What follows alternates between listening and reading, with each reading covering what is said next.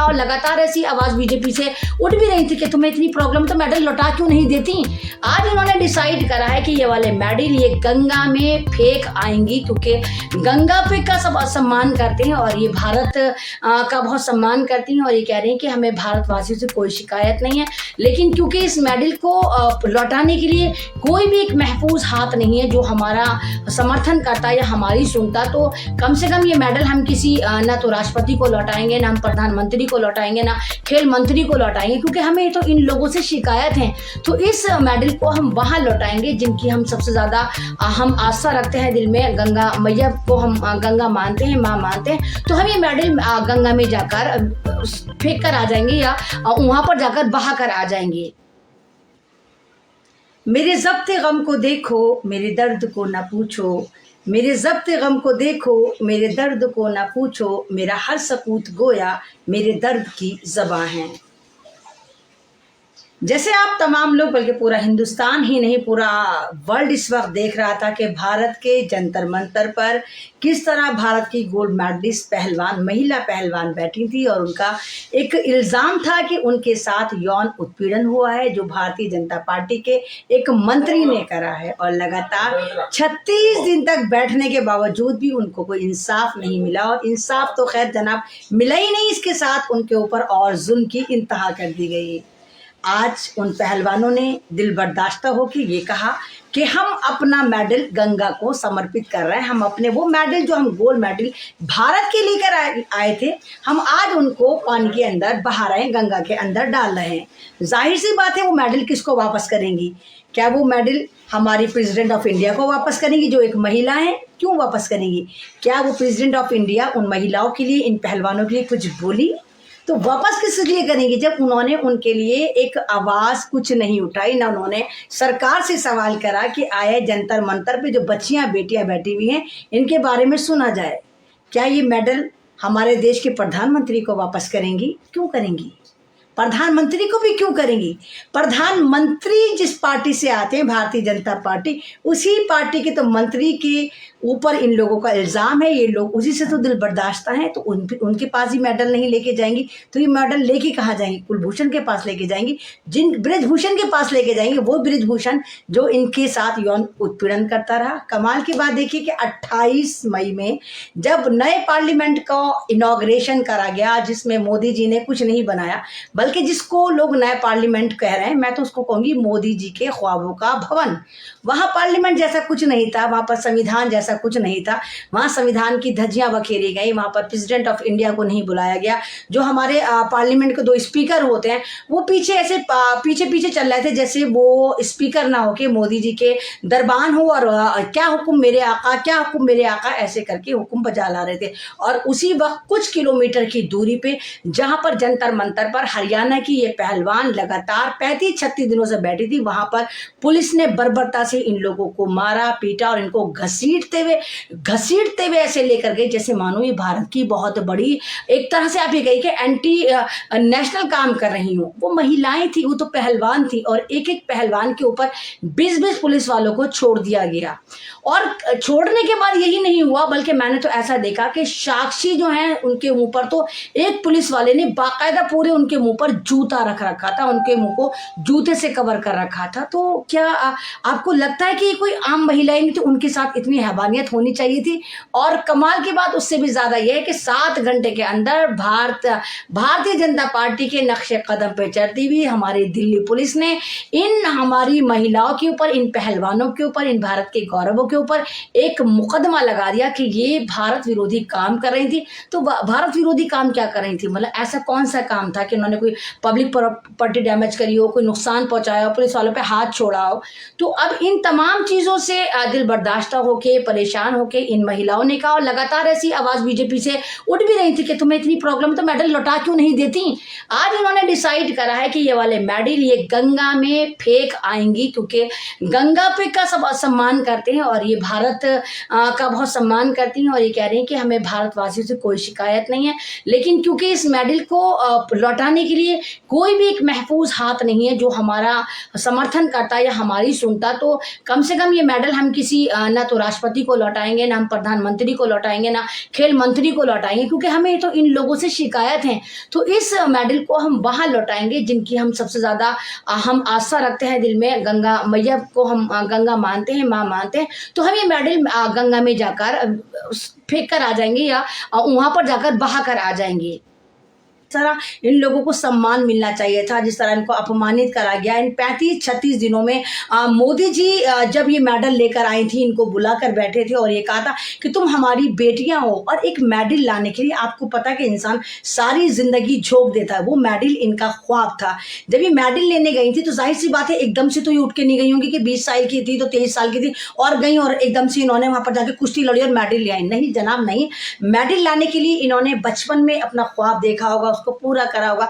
जब ये 12 या 13 साल की रही होंगी, जब इन्होंने कोचिंग ज्वाइन करी होगी, अपनी नींदें कुर्बान करी होंगी, किलोमीटरों में को भागी होंगी, मतलब कितनी चीजें इन्होंने सेक्रीफाई करी होंगी, जब जाके 7-8 साल में ये इस लायक बनी होंगी, इतनी तैयार हुई होंगी अपनी ख्वाहिशात का गला दबा के अपने मुल्क का नाम रोशन करने के लिए ये फिर बाहर गई होंगी। और वहां जाकर जिस मुल्क में हम जाकर किसी दूसरे मुल्क में जाकर हम अपना झंडा नहीं फहरा सकते। अगर आप कॉमन मैन है या मैं कॉमन मैन है, अगर मैं अमेरिका जा रही हूँ, वहां जाके जाहिर सी बात है मैं वहां के किसी प्लेग्राउंड में किसी बड़ी जगह अपना झंडा नहीं फहरा सकती। लेकिन ये काम मेरी इन पहलवानों ने करा था। ये झंडा लेकर गई थी और वहां पर जाकर तिरंगा लहराया भी था और तिरंगे का मान सम्मान बचाकर भी आई थी और गोल्ड मेडल लेकर आई थी। लेकिन आज इनको ये लगता है कि ये जो गोल्ड मेडल है इनके लिए कुछ भी नहीं है, क्योंकि ये गोल्ड मेडल तो दूर की बात है, इनको भारत की जो सरकार है वो महिला मानने को तैयार नहीं है, इनका सम्मान करने को तैयार नहीं। बल्कि दिल्ली पुलिस तो इनको पता नहीं कौन कौन से मामलों में फंसा रही है, इनको उल्टी सीधी गतिविधियों में फंसा रही। तो ये वो महिलाएं हैं कि जिन पर हाथ रखा है और अब ये इतनी गुस्से में भी हैं या इतनी मायूस भी हैं। जिस तरह ये कह रही थी कि मोदी जी आपको नया भारत मुबारक हो, तो मुझे ऐसा लगता है कि कहीं ना कहीं एक बड़ा प्रोटेस्ट फिर तैयार है। और जिस तरह किसानों के साथ साथ भारत के वो तमाम बुद्धिजीवी, वो जो बहू वाले हैं, बेटियों वाले हैं, माँ वाले, वो तमाम के तमाम इन लड़कियों के साथ, इन पहलवानों के साथ हैं। हालांकि मुझे पता है कि मैं भी बहुत बार ट्रोल हुई, मुझे भी लोगों ने ट्रोल करा। और जब मैं शुरू में इनको समर्थन के लिए पहुंची थी, क्योंकि रमजान में जब चल रहे थे तो चांद रात वाले दिन ये आकर बैठी थी और लगातार मैं इनको समर्थन कर रही थी। मैं बहुत बार वहां पर गई और इनकी आवाज भी उठाई, इनकी आवाज में हाँ में हाँ मिलाई। तो बहुत सारे लोगों ने मुझे कहा कि अमन रिजवी आप तो शाहीन बाग वाली हैं और शाहीन बाग को लगातार इन फोगाट बहनों ने ललकारा है, शाहीन बाग को बदनाम करा और आप इनके फेवर में आ गई। इन्होंने किसानों को भी ललकारा, आप किसान भी तो इनके फेवर में आए। लेकिन मैंने ये कहा कि देखिए, मैं एक इस्लाम को मानने वाली हूँ और मेरा दीन ये सिखाता है कि रसूल पाक जो मैसेंजर ऑफ इस्लाम है, जब वो किसी रास्ते से जाया करते थे, एक रास्ता था तो जहाँ पर एक बूढ़ी औरत उनके ऊपर कूड़ा फेंका करती थी, लगातार वो कूड़ा फेंकती थी। तो ऐसा हुआ 2-3 बार जब वो रसूल पाक उस जगह से, उस रास्ते से गुजरे तो वहां पर उनके ऊपर कूड़ा नहीं फेंका गया। आप सल्लल्लाहु अलैहि वसल्लम परेशान हुए कि आया वो औरत जो है मेरे ऊपर कूड़ा क्यों नहीं फेंक रही, क्या वो सही तो है, उसकी तबीयत ठीक तो है।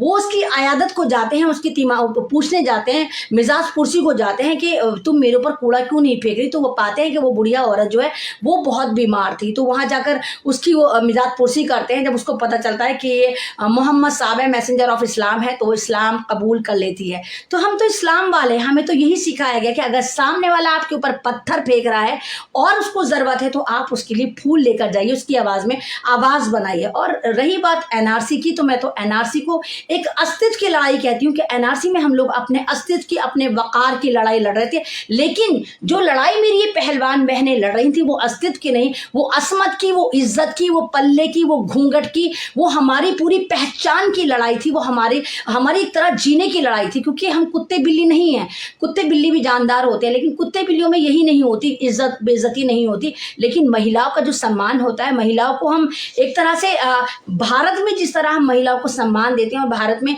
तमाम देवियां जो है वो महिलाओं को पूजा जाता है। तो सरस्वती हैं, तो दुर्गे हैं, तो अम्बे हैं, तो काली हैं, तो चंडी हैं, और फिर भारत माता की जय, वो भी महिला है। भारत पुरुष को तो नहीं कहते कि भारत पिता की जय।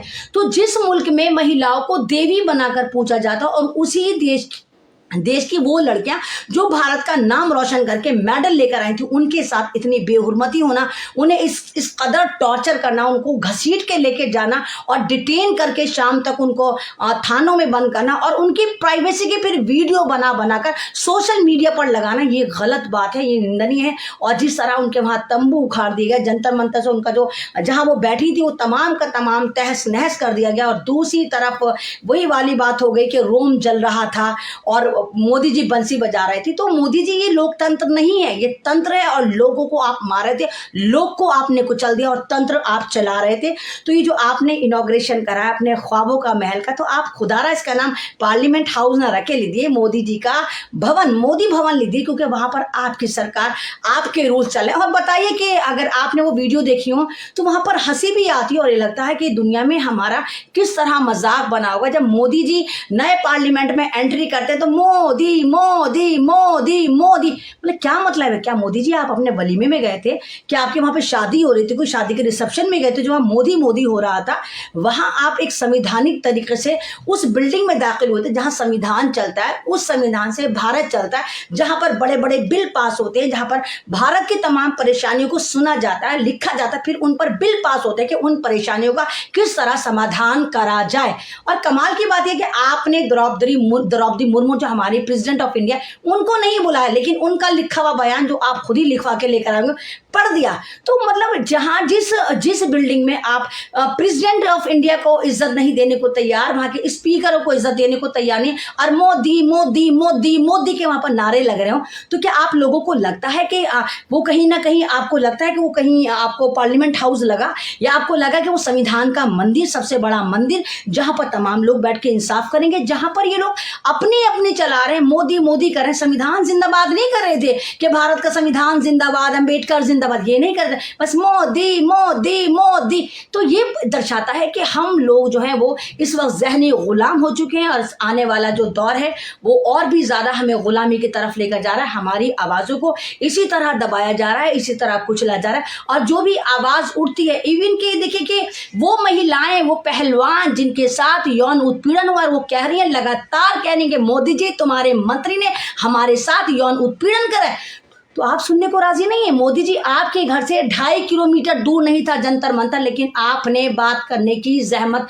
गवारा नहीं करी और वो वीडियो दबाकर वायरल हो रही हैं। जब ये बेटियां देश के लिए मेडल लेकर आई थी तो आपने इनको अपनी बेटियां बताया था, तो आज आपकी बेटियां आपके परिवार का हिस्सा जब जंतर मंतर पर बैठी थी तो किस तरह दिल्ली पुलिस बर्बरता से, हैवानियत से उनको खींच के, उनको लूट कर खसोट कर कैसे लेके जा रही थी, ना ये ध्यान था कि वो महिलाएं, उनकी कौन से कमीज ऊपर हो रही, कौन सी नीचे हो रही, और जिस तरह पुलिस वालों ने साक्षी के ऊपर जूते रख रखे हैं और इन्हें ऐसे घसीट के जानवरों की तरह लेकर जा रहे हो जैसे ये नरभक्षी हो। ये महिला, ये देश का गौरव थी, तो आम भारतीय महिलाओं के साथ क्या होता होगा।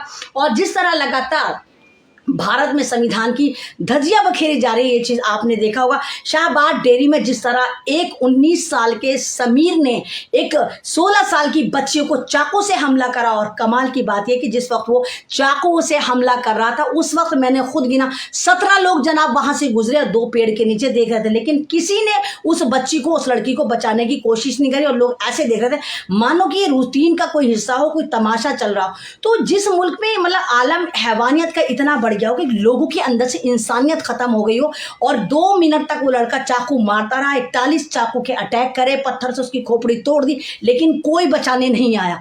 तो जहां पर इस तरह की हरकतें होंगी, जहां पर बलात्कारियों को संस्कारी बता के आप छोड़ देंगे, जैसे बिल्किस बानो के मामले में हुआ कि उसके तमाम बलात्कारियों को मोदी जी आपने और आपके गुजरात ने संस्कारी बताकर छोड़ दिया, तो अब भारत में ऐसी घटनाएं देखने को मिलती हैं कि किसी महिला पर जुल्म होता है, किसी बेटी पर जुल्म होता है, लोग तमाशा बीन बने रहते हैं, नहीं बचाते, क्योंकि उनको पता है होना जाना कुछ है नहीं, हम क्यों करके पंगे में फंसे, मरता है तो मरने दो, पुलिस भी बिक जाती है तो शासन भी बिक जाता है, तो वकील भी बिक जाते हैं। तो जहां पर संविधान को सरकारें ही कुचलती हैं और सरकार किसी की सुनती नहीं है, तो शायद वहां पर सिस्टम इसी तरह लाचार, इसी तरह नपुंसक हो जाता है। लेकिन मुझे लगता है कि ये एक बहुत बड़ी पहल है, पहलवानों ने एक बहुत बड़ी पहल करी, और मुझे उम्मीद है कि पूरा भारत इनके साथ है, खासकर मैं इनके साथ हूं कि इनकी आवाज में हमें आवाज आवाज़ मिलानी चाहिए, इनके जुल्म के साथ हमें खड़ा होना चाहिए और हमें कहना चाहिए कि पहलवानों, तुम जिस तरह पछाड़ पछाड़ के इंटरनेशनल मेडल उठाकर लेकर आई थी, तुमने जिस तरह वहाँ इंटरनेशनल पहलवानों को पछाड़ा था, हमें उम्मीद है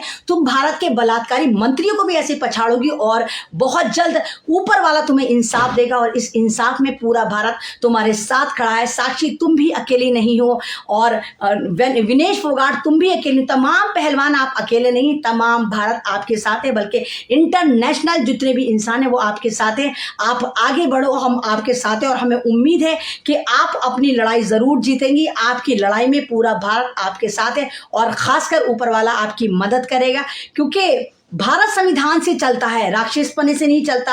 इससे नहीं चलता कि आप नरभक्षी बन जाएं, आप किसी को भी मार दें, क्योंकि यहाँ पर हिटलर शाही नहीं चलती, यहाँ पर संविधान चलता है। जितना जुल्म आप कर सकते थे मोदी जी और आपकी सरकार कर सकती थी, आपके मंत्री कर सकते थे, कर लिया, क्योंकि गिलास में आप उतना ही पानी भरेंगे जितना आप भरा जा सकता है। अब इनफ हो चुका, पूरे भारत के लोग जाग चुके और जिस तरह पहलवानों पे आपने जुल्म करा है, दुनिया ने देखा है कि सर आपने इनको मारा पीटा और वहां जाके आप चैन की बंसरी बजा रहे थे और आप वहां संविधान की बातें कर रहे थे। जिस वक्त आप वहां संविधान की बातें कर रहे थे नए अपने मोदी भवन में, नए पार्लियामेंट हाउस में, उसी वक्त जंतर मंतर पर आपकी दिल्ली पुलिस किस तरह इन महिलाओं के साथ, वहां के पहलवानों के साथ लाठी चार्ज कर रही थी, जबरदस्त तरीके से उनको घन बजा रखा था। तो ये चीज दर्शाती है कि आपके जुल्म की इंतहा हो गई और हर अंधेरी रात के बाद रोशनी होती है। मुझे उम्मीद है कि इस अंधेरी रात की भी रोशनी आएगी और ये पहलवान जरूर जीतेंगी और ये जो मुजरिम है ब्रिजभूषण है, ये अपने अंजाम तक पहुंचेगा और इसकी जो हैसियत है, इसके जो जुर्मों का बड़ा सा एक फर्रा है, शजरा है जो जंतर मंतर पे लटक रहा था, 38 केस बड़े बड़े इसके ऊपर हैं। तो हमें उम्मीद है कि कहीं ना कहीं कोई एक ऐसी उम्मीद की किरण निकलेगी कि ब्रिजभूषण की जो असल जगह है जेल, ये जेल में जाएगा और मेरी पहलवानें सुर्खरू होंगी। पूरा भारत आपके साथ है।